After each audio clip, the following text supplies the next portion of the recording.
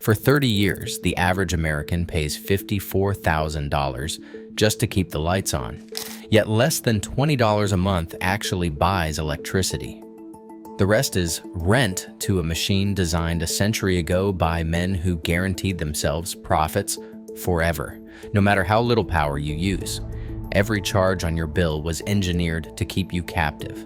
But who really built this inescapable market, and where does your money actually go? The truth has been hidden until now. Samuel Insull saw a simple equation. If a utility spent more building infrastructure, it earned more, and that earning lasted forever. State commissions, first established in Wisconsin and New York in 1907, wrote this logic into law. The rule was called the original cost doctrine. Utilities received a guaranteed profit, usually 10 to 12%, on every dollar spent on power plants, wires, and substations. The more they built, the more profit they locked in. Imagine a company spends $100 million on a new power plant. Regulators approve it for the rate base. That means ratepayers must send the utility $10 to $12 million each year, just for the privilege of having that plant in the system. The calculation does not stop when the plant is paid off. The return continues, even decades later, as long as the asset remains on the books. This spend more, earn more logic became the foundation of the American electricity market. Utilities had no reason to cut costs or retire old equipment early. Instead, every new project, no matter how necessary, became a permanent revenue stream. State commissions reviewed the numbers, but the formula was baked in. Total rate base times allowed return plus expenses. For the utility, bigger always meant better. For the customer, every dollar spent on infrastructure meant higher bills, locked in by law. This is how a system designed over a century ago made sure that the more you paid, the more the utility earned year after year, generation after generation. Crystal River Unit 3 went online in 1977. It was a pressurized water reactor built on Florida's Gulf Coast. For decades, ratepayers funded its construction and operation through their monthly bills, each payment delivering a steady stream of profit to the utility's shareholders.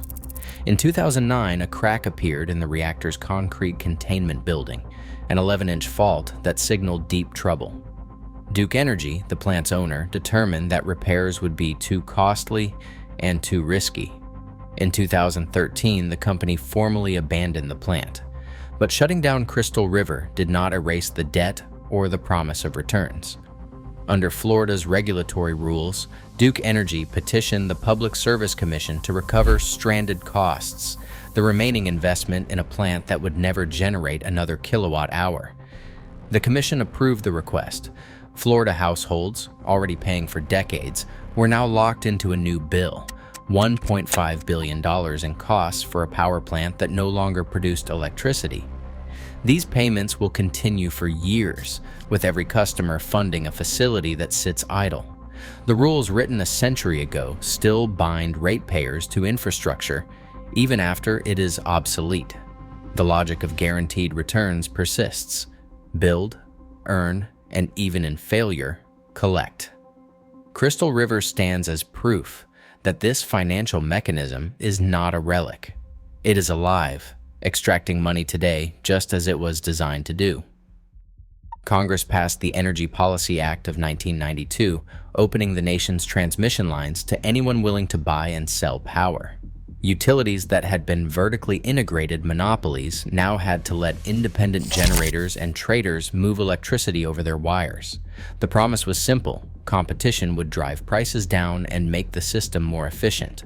But the rules left a critical gap. Transmission was open, but oversight was fragmented. Utilities split off their power plants, selling them to private investors and to new trading companies. Suddenly, power was not just generated and delivered, it was bought, sold, and resold by middlemen, each taking a cut. This new market structure was stress-tested in California. By 2000, the state's deregulated market allowed traders to game the system in ways regulators had not anticipated. Enron's energy desk became infamous for schemes named Death Star and Fat Boy. Traders discovered they could create fake congestion on transmission lines, then get paid to relieve it. They could withhold power from the market, driving up prices for everyone. Internal recordings captured traders joking about stealing money from grandmothers. Wholesale electricity prices, which had hovered around $30 per megawatt hour, skyrocketed to $1,500 during peak demand. Rolling blackouts swept across California. Utilities bought power at crisis prices, but could not pass the full cost to customers because of rate caps. By the end, California households faced billions in extra costs, while energy trading firms walked away with record profits. The design flaw was structural. Opening the grid without strong oversight turned electricity into a commodity for speculation. The market's complexity shielded manipulation from public view. The system meant to deliver competition delivered volatility instead, and every new layer of trading simply added to the bill ratepayers would ultimately pay. Congress quietly inserted a single clause into the Commodity Futures Modernization Act of 2000. That clause kept energy derivatives, including electricity swaps and forwards, exempt from federal oversight. The exemption was written with heavy input from Enron and major Wall Street banks, and it opened the door to an entirely new layer of financial engineering on top of the power grid. Goldman Sachs, J.P. Morgan, and Morgan Stanley rushed to build energy trading desks, turning electricity into a tradable risk instead of a simple commodity. Utilities began signing complex hedging contracts with these banks, saying they needed to protect themselves from price swings in newly volatile wholesale markets. Every dollar spent on these financial products, option premiums, swap settlements, and bank fees was passed straight through to customers. The costs appeared deep in the fine print of utility 10K filings, described as hedging losses, mark-to-market adjustments, or cost of risk management. For the average customer, these charges were invisible, buried among dozens of other line items. The numbers are staggering. In 2022, J.P. Morgan Chase reported over $1.2 billion in revenue from energy trading. Goldman Sachs and Morgan Stanley each booked hundreds of millions more, much of it from contracts with regulated utilities. That revenue did not come from producing or delivering electricity. It came from selling volatility insurance to utilities who then billed their captive customers. After Enron collapsed, the trading model survived. Ratepayers now fund not just wires and power plants, but the trading profits of Wall Street banks. The system that once guaranteed returns for building infrastructure now guarantees a steady flow of money to financial firms, all protected by a legal loophole. The energy market became a machine for extracting fees at every step, and the bill for this financialization lands month after month on every household in America. A family in Texas installs solar panels, expecting to finally cut their power bills. The panels work. Their roof produces more electricity than they use on most days, but the savings never arrive. The first roadblock is a $2,000 interconnection fee demanded by the utility just to connect the panels to the grid. The next line on the bill is a $30 fixed charge, no matter how little power they draw. Time of use rates kick in every weekday from 3 in the afternoon to 8 in the evening, right when the family comes home, cooks dinner, and runs the air conditioning. During those hours, the price per kilowatt hour triples. Even after shifting laundry and charging the car to midnight, the bill barely budges. The utility adds a demand charge based on the single highest 15-minute usage window each month. One evening, the oven, dishwasher, and air conditioner run together. That spike locks in a demand fee for the entire billing cycle. The solar panels cannot offset it. The bill includes a line for grid access, another for system reliability. Each is a flat fee, immune to conservation or efficiency. If the family adds a battery, the utility requires a remote control agreement.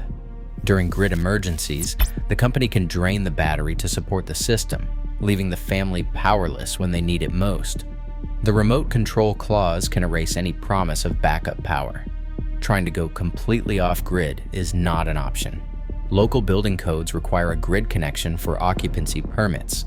Banks refuse mortgages on houses without a utility hookup. Every attempt to escape, whether solar, batteries, or aggressive conservation, meets a new fee. a new rule, a new lock. The system is designed so that no matter how little you use, you always pay. The promise of energy freedom dissolves into a thicket of tariffs and fine print, trapping even the most determined households inside the grid's grasp. Every month, millions of households pay for something called capacity, a charge that does not buy electricity but guarantees power plants stand ready just in case. In the PJM region, which stretches from Illinois to New Jersey, this system funnels $10 billion a year to plant owners. The process begins with a capacity auction.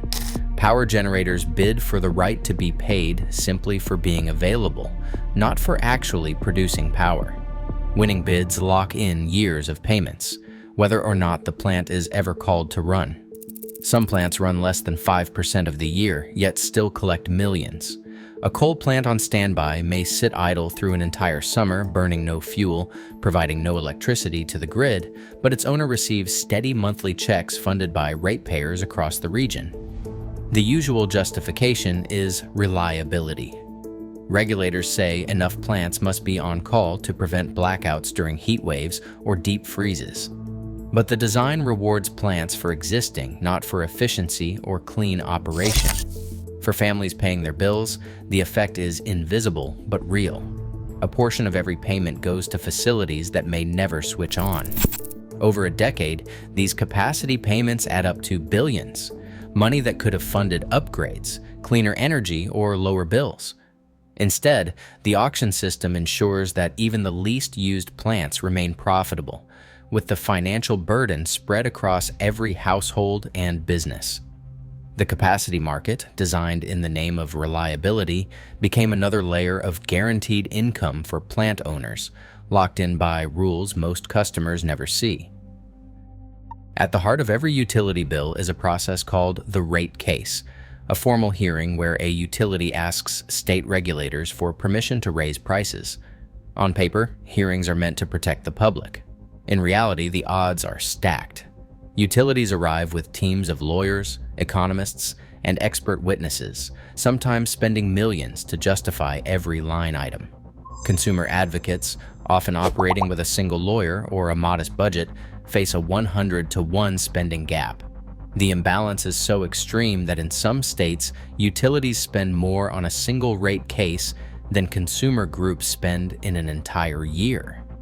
Former commissioners describe a revolving door. After serving on the commission, many move directly into industry jobs, consulting for the same companies they once regulated or joining utility law firms. This pattern sends a clear message: rule favorably, and lucrative opportunities await. Meanwhile, utilities pour money into state politics, becoming some of the largest campaign donors for governors and legislators who appoint the very commissioners overseeing their rates.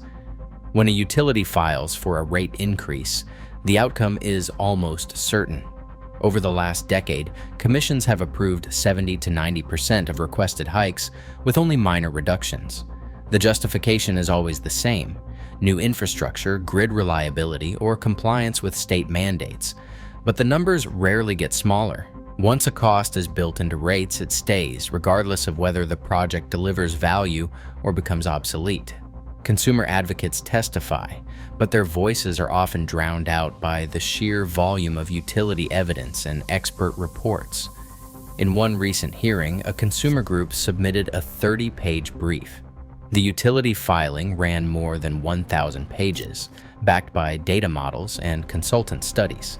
The Commission's final order echoed the utility's arguments almost word for word. Legislative influence runs deep. Groups like the American Legislative Exchange Council draft model bills that restrict municipal utilities and block community choice programs. These bills appear in state houses across the country, often introduced by lawmakers who have received utility donations. The result is legal barriers that keep investor-owned utilities in control, no matter how dissatisfied the public becomes. The rate case process is supposed to be a check on monopoly power. Instead, it has become an engine that locks in higher costs, shields utilities from real competition, and ensures the system stays profitable for those who designed it. The money flows uphill, from millions of households through a process few can follow, to the same concentrated interest year after year. Every dollar paid on a monthly power bill starts a journey through a financial maze, and it ends in the hands of some of the world's most powerful institutions. The largest utilities, Duke Energy, Southern Company, NextEra, and Dominion, list the same names at the top of their shareholder rolls. At the top are BlackRock, Vanguard, and State Street, quietly collecting dividends from millions of household bills.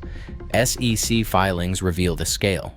Vanguard and BlackRock together own more than 15% of nearly every major United States utility, guaranteeing a steady stream of returns funded by ratepayers. The flow does not stop there. Transmission lines and regional grid assets, once public infrastructure, increasingly belong to private equity giants like Brookfield and Macquarie. These firms buy wires and substations, then petition regulators for guaranteed returns on every dollar invested, returns that are locked in by law and extracted from every customer in the service area. When a utility sells a transmission network to a private equity fund for $5 billion, that price is rolled into the rate base. Ratepayers now owe not just for the original infrastructure, but for the acquisition premium plus a 10% annual return. The money that leaves each home every month, $150 on average, adds up to $400 billion each year across the United States. Only about $15 of that pays for the electrons actually consumed. The rest flows through layers of debt service, capacity payments, trading fees, and guaranteed profits. Each year, $150 to $200 billion is siphoned into financial products, shareholder dividends, and asset management fees. Over the course of 30 years, a typical household will pay $54,000 for electricity. Roughly $35,000 of that is not for energy, but for the privilege of participating in the system, rent paid to asset owners and financiers who never built a single power plant or strung a single wire. Utilities themselves lay out the next chapter in their integrated resource plans and investor presentations. Facing climate mandates and the push for electrification, they forecast $2 to $5 trillion in new grid investment over the next 2 decades. These costs will be funded the same way as before, added to the rate base, multiplied by the allowed return, and billed to every household and business. Electric vehicles, heat pumps, and new transmission lines are all touted as growth engines, not primarily for cleaner energy, but for expanding the pool of guaranteed returns. The pattern repeats. More investment, more debt, more guaranteed profit, and never a reduction in rates. As the grid expands to meet electrification goals, the rent extracted from each household only grows. The system ensures that no matter how technology changes or how much demand shifts, the money keeps flowing upward, consolidated, invisible, and inescapable. Today, the power grid remains less an engine of progress than a permanent toll booth, extracting $400 billion from Americans each year, with nearly half flowing to financiers and shareholders. No app, rooftop panel, or policy tweak breaks the cycle. As the system expands to electrify everything, the real cost isn't just higher bills, it is the quiet transfer of public wealth year after year. What would true energy freedom look like?